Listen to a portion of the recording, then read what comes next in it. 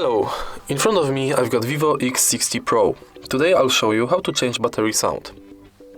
Firstly, enter Play Store and search for Battery Sound Notification app.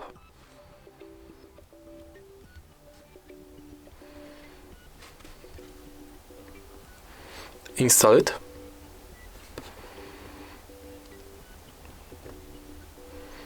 And open the app.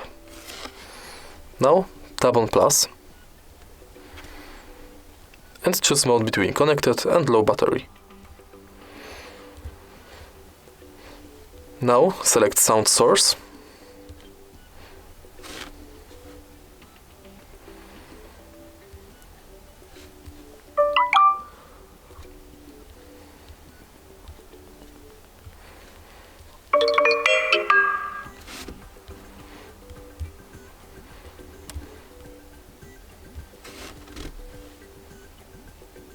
Disconnected. Name your function .